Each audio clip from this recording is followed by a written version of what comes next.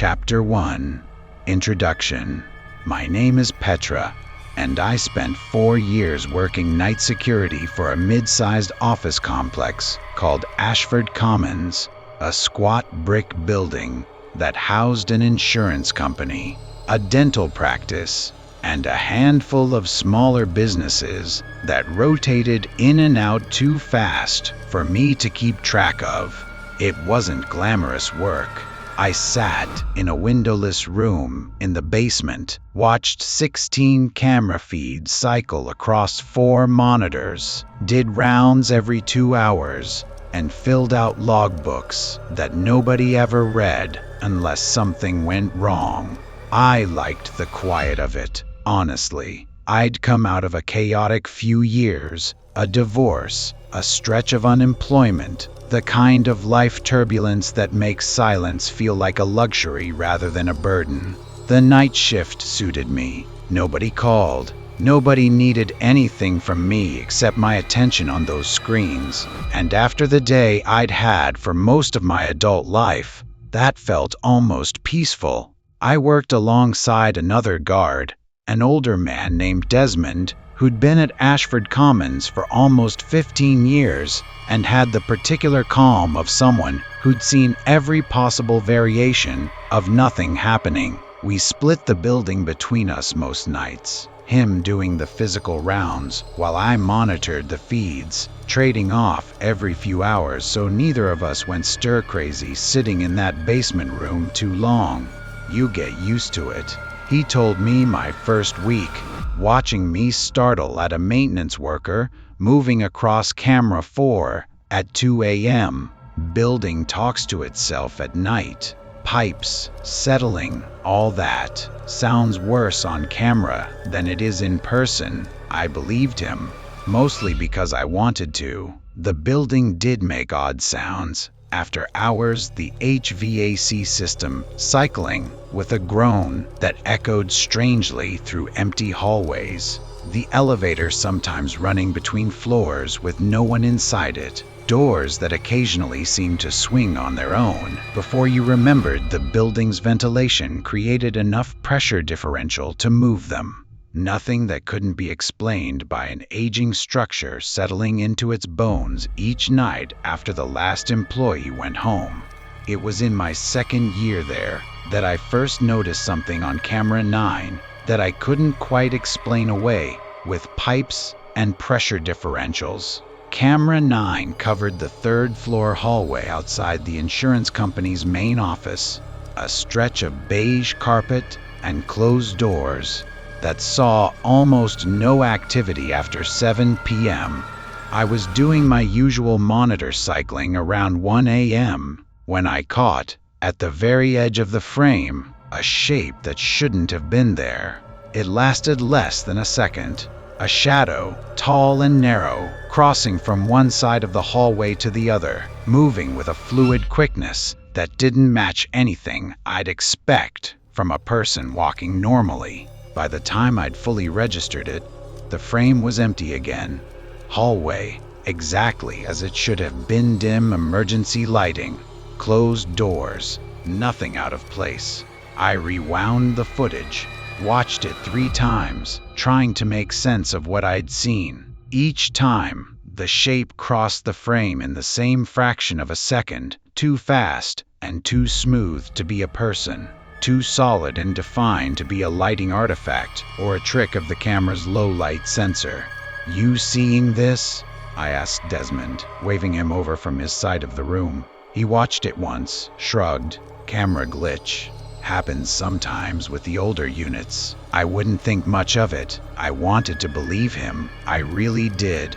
But something about the way that shape had moved stayed with me long after my shift ended that morning, following me home, sitting uneasily behind my eyes as I tried to sleep through the daylight hours the way night shift workers learn to. Chapter 2 Strange Events. The second sighting came 2 weeks later, and this time I wasn't tired enough or uncertain enough to write it off as easily.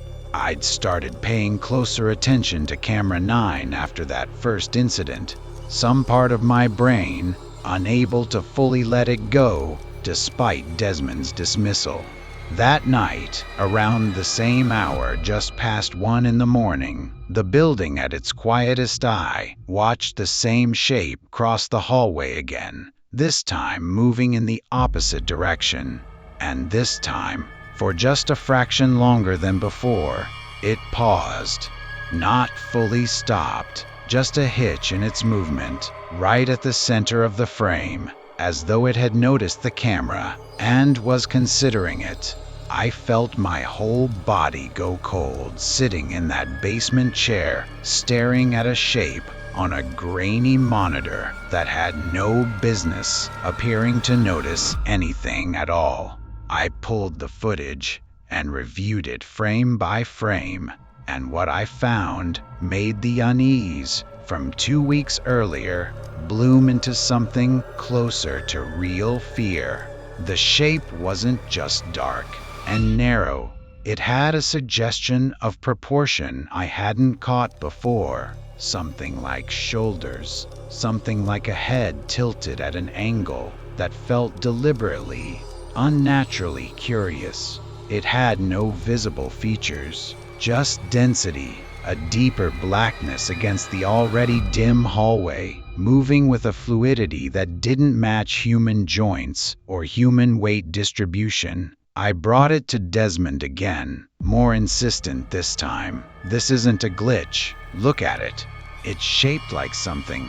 He watched it longer this time, his usual calm slipping slightly at the edges. Could be a reflection. Sometimes the emergency lighting catches the glass in the office doors, throws weird shapes. At 1 in the morning? Moving across the frame like that? He didn't have a good answer for that, and I could tell it bothered him more than he wanted to admit. Watching him rewatch the clip a second time with his jaw tight. That week, small things started happening around the building that I might have dismissed individually, but that, taken together, formed a pattern I couldn't ignore. Motion sensors on the 3rd floor began triggering during hours when no cleaning crew or maintenance staff should have been present, sending automated alerts to my monitoring station that showed, when I checked the corresponding camera feeds, nothing but empty hallway. The temperature in the 3rd floor hallway started registering oddly on the building's environmental monitoring system. 2 brief, localized drops that the maintenance team couldn't explain, always occurring in that same stretch of corridor covered by camera 9, always resolving themselves within minutes without any identifiable cause. I started dreading my rounds through that section of the building. I'd always walked the full building during my shift, a habit from earlier in my career, and the 3rd floor had never bothered me before. Now, walking that particular hallway with my flashlight beam, I felt a prickling awareness on the back of my neck that never fully went away. A sense of being watched from somewhere just beyond where my light could reach. "You've been weird about the 3rd floor," Desmond said one night, catching me hesitating at the stairwell door before finally forcing myself through it. "You haven't felt anything up there?" I asked. He was quiet for a moment, longer than his usual easy dismissiveness allowed. "I try not to think about it too hard," he admitted finally. 15 years, you learn some places in a building just feel different. Doesn't mean anything's actually there. Means the human brain's good at making patterns out of nothing. I wanted to believe that. I tried to. Walking that hallway with a flashlight beam that felt increasingly inadequate against a darkness that seemed, each night, to press just a little closer than physics should have allowed. Chapter 3. Darkness Grows. The first real discovery came from the building's archived footage, which I started reviewing obsessively during slow shifts, going back through months of recordings I'd normally never have reason to revisit. I found the shape appearing further back than I expected, not just the past month, but going back over a year, sporadic sightings scattered through the archive at irregular intervals. always on camera 9, always in that same third-floor hallway, always in the deep hours of the early morning when the building sat at its emptiest. What disturbed me more than the sightings themselves was the pattern I found once I started cross-referencing dates. Each appearance correlated within a day or two with employee complaints logged in the building's maintenance system, complaints about unexplained cold spots, about hearing footsteps on empty floors, about a persistent unease that had led at least 3 tenants over the past year to request their offices be relocated to different floors entirely. I found one complaint filed by a woman in the insurance office named Bettina Cho that stopped me cold reading it. She'd written, in a formal maintenance request dated 8 months earlier, a description that went well beyond typical office grievances. I don't like to sound dramatic, but I need someone to know this. I've been working late a few nights a week, and twice now I've seen something in the hallway outside our office, through the door's glass panel, tall, dark, gone the moment I looked directly at it. Last week, I heard it try the door handle. I need to move offices, or I need to stop working late, because I genuinely don't feel safe on this floor anymore. I found her contact information in the employee directory and called her the following afternoon, introducing myself as building security, following up on old maintenance concerns. "You're actually calling about that?" she said, sounding genuinely surprised. "I figured that complaint just got filed and forgotten. Nobody ever followed up before. I wanted to ask you more about what you experienced," I said, "in as much detail as you're comfortable sharing." She was quiet for a moment, and when she spoke again, her voice had lost its earlier surprise, replaced by something more careful, more guarded. It wasn't just seeing something. It felt like it recognized me, like it had been watching me specifically, learning my schedule, waiting for the nights I stayed late. The last time, right before I asked to switch floors, I heard it say my name. Just once, real quiet, right outside the door. I haven't worked past 6 o'clock since. I sat with the phone against my ear for a long moment after she finished, feeling something cold settle deeper into my chest than any of the footage alone had managed to produce. "Did you ever find out what it was?" I asked. "Any explanation at all?" "No," she said, "but I did some digging on my own, back when it was happening. Building used to be something else, before it was offices. I never found out exactly what, but the property records go back further than you'd expect for a place that looks this ordinary." That night, I pulled the building's original construction records from the county archive database, and what I found reframed everything I'd witnessed on those grainy monitor feeds. Ashford Commons had been built in 1987 on the site of a previous structure, a private psychiatric facility that had operated from 1958 until its closure in 1984, shut down following what the sparse records described only as administrative irregularities and patient care violations, serious enough to prompt state intervention. The facility's third floor, according to a hand-drawn floor plan I found, scanned into the archive, had housed what the records labeled with clinical coldness, the extended observation ward. Chapter 4.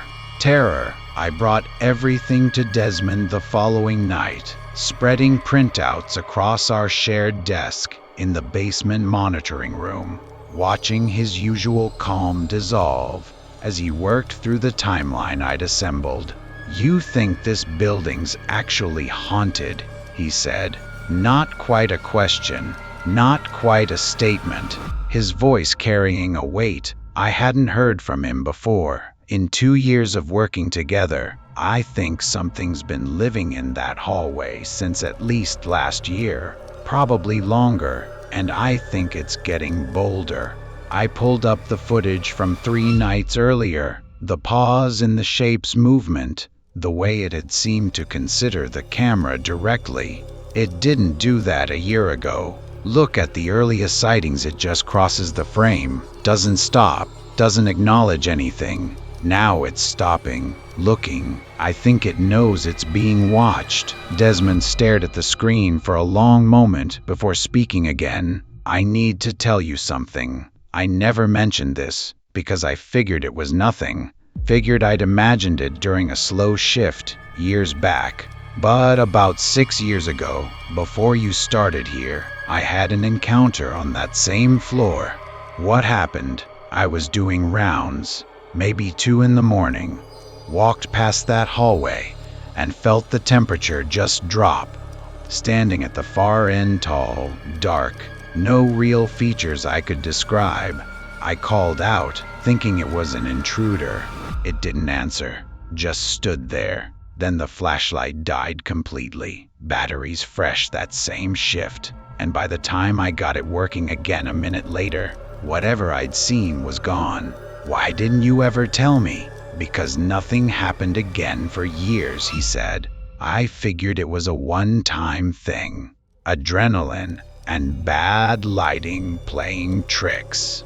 I didn't want to scare you off a job that pays decent for what it is." He looked at the footage again, something like guilt crossing his weathered face. "I should have said something when you first brought me that clip 2 weeks ago. That night, working alone while Desmond did his rounds, I watched camera 9 with an intensity I hadn't managed before. Some combination of fear and morbid compulsion, keeping my eyes locked to that single feed rather than cycling through the others as I normally would. Just past 1 in the morning, it appeared again, but differently this time. More solid, more defined than any previous sighting. Moving down the hallway with a deliberate slowness that felt worse than the earlier quick, fluid movements had. It stopped directly beneath the camera, looked up, and I used that word deliberately because though it had no visible eyes, no discernible face, the angle of its attention was unmistakable and remained there, motionless, for nearly 30 full seconds. My radio crackled. Desmond's voice, tight with barely controlled panic, cut through the silence of the basement room. "Petra, I'm on 3. Something's wrong up here. The temperature just dropped, and I can hear." His voice cut off, replaced by a burst of static. "Desmond?" I said into the radio, my own voice shaking. "Desmond, come in." Nothing but static answered me, and on the monitor, the shape beneath camera 9 turned its attention away from the lens, toward the hallway's far end, toward the direction Desmond's rounds would have taken him. I grabbed my own flashlight and radio and ran for the stairwell, taking the steps 2 at a time, my heart hammering so hard I could feel it in my throat. Chapter 5. The Truth. I found Desmond slumped against the wall outside the insurance office, conscious but shaken badly. His own flashlight dead in his hand despite fresh batteries I knew he'd installed at the start of his shift. "It spoke to me," he said, before I could ask what happened, his voice barely above a whisper, right in my ear. One couldn't see it, but I felt it close, felt cold breath, and it said a name, not mine. A name I didn't recognize. "What name?" "Ansel," he said. It kept saying it, over and over, like it was calling for someone. Then the flashlight died, and I panicked, tried to radio you, but the static wouldn't clear. I helped him downstairs, both of us shaking, and spent the following days digging deeper into the facility's history, driven now by something beyond professional curiosity, a desperate need to understand what we were actually dealing with before it escalated further. I found the name in old state records, cross-referenced against patient intake documents that had somehow survived the facility's closure. Stored in a county archive nobody had properly digitized until a records modernization project 2 years earlier made them searchable at all. Ansel Whitfield admitted to the extended observation ward in 1971 at age 19, following what the sparse clinical notes described as a severe psychotic episode following the death of his younger sister. The notes grew increasingly troubling as I read further references to restraint protocols, to isolation periods that stretched for weeks at a time, to treatment methods that, even in the clinical language of the era, carried an unmistakable undertone of cruelty rather than care. The final entry in his file, dated 1974, was brief and cold. Patient deceased. Cause: complications during extended isolation protocol.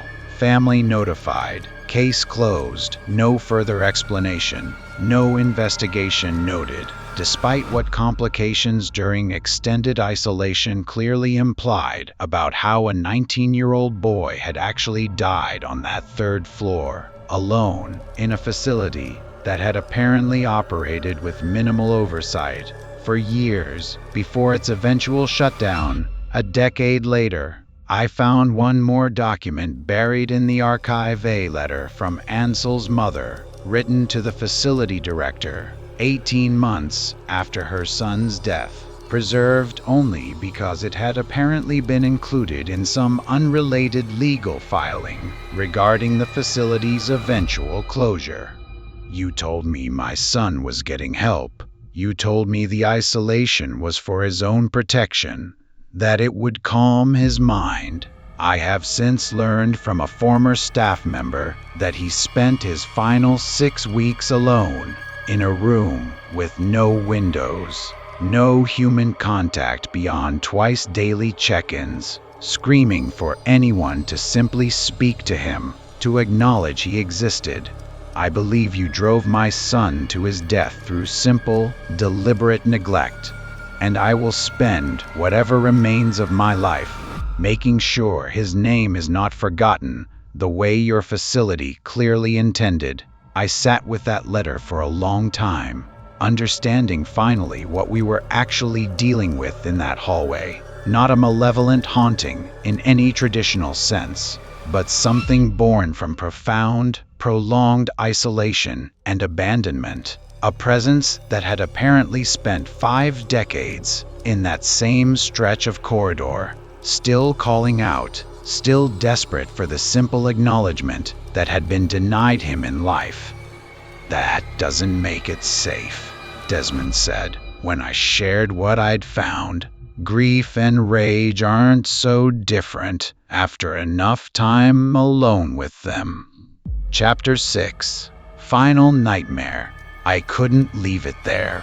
I want to be honest about that. Every reasonable instinct told me to request a floor transfer, to avoid the third-floor hallway entirely, to let whatever remained of Ansel Whitfield continue existing in whatever half-state he'd occupied for 50 years without my interference. But something about that letter, about a mother's desperate insistence that her son not be forgotten, pulled me back to that hallway. One final time, I went alone, against Desmond's strong objections, 3 nights after finding the archive material, carrying nothing but a flashlight and a folder containing copies of everything I'd discovered about Ansel's life and death. The hallway felt different the moment I stepped onto the third floor, colder immediately. The emergency lighting somehow dimmer than it should have been, my own footsteps sounding strange and hollow against the carpet. I walked to the center of the corridor, directly beneath camera 9, and stood there in the near dark, my heart hammering so hard I could hear it in my own ears.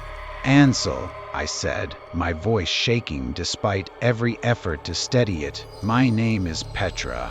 I know what happened to you here. I found your mother's letter. I know she never stopped trying to make sure people remembered your name." The temperature dropped further, sharply enough that my breath began fogging instantly in front of my face.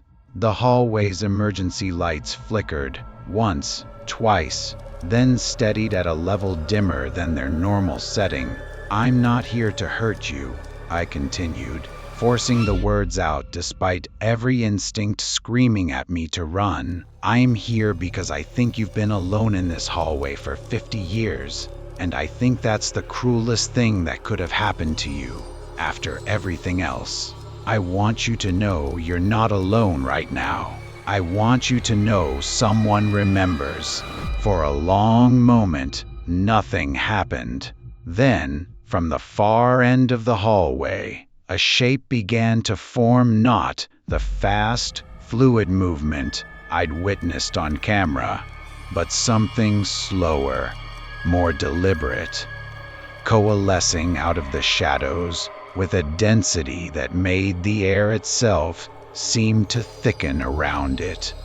It stopped several feet away, and though it had no discernible face, no features I could point to with any certainty, I felt unmistakably that it was looking directly at me, weighing something, considering something, in a silence that stretched long enough that I began to wonder if I'd misjudged this entirely. Then, so quiet I almost missed it entirely, a voice, young, male, carrying an exhaustion that seemed to span decades rather than years, said a single word.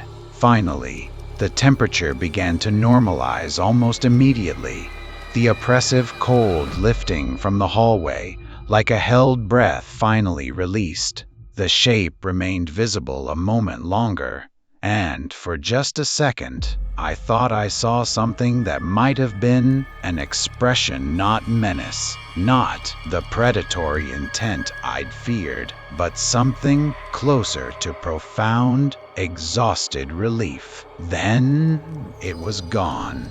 Not faded, not dispersed, simply gone. The hallway ordinary and empty and quiet in a way that felt, for the first time in weeks, genuinely peaceful rather than merely still.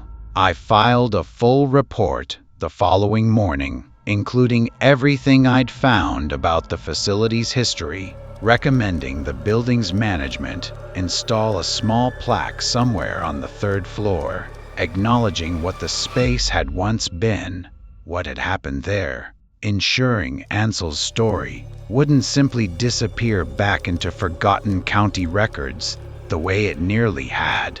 The sightings stopped after that night. Camera 9 ran clean for months. No unexplained shapes, no temperature anomalies, no further complaints from third-floor tenants. Desmond and I both agreed, cautiously, that whatever had needed resolving finally had been. I left Ashford Commons 8 months later, taking a daytime position that paid better and let me actually see sunlight during my working hours, and I mostly stopped thinking about that hallway, filing the whole experience away as a strange, difficult chapter I'd survived, rather than something requiring further examination. Then, 2 weeks ago, my old colleague from the day shift called me, sounding uncertain, almost apologetic for reaching out after so long. "I don't know if this means anything," she said, "but we had a new hire go through the archived footage last week, doing some routine system maintenance. Going back through old files that hadn't been reviewed in years, she found something on camera 9 from about a year before you even started working here. Same hallway, same kind of shape you used to talk about. My chest tightened. That's not possible. I found the earliest sighting myself, going back through the archive. There wasn't anything before that. That's the thing, she said, her voice dropping lower. This footage isn't from before you started. It's dated 3 days ago. Same building, same third-floor hallway. Timestamp perfectly clear. Except the person walking through that hallway isn't a shape this time, Petra. It's not shadowy or vague at all. The new hire pulled a clean, still frame from it, and she's convinced, dead certain, that the face in that footage is yours.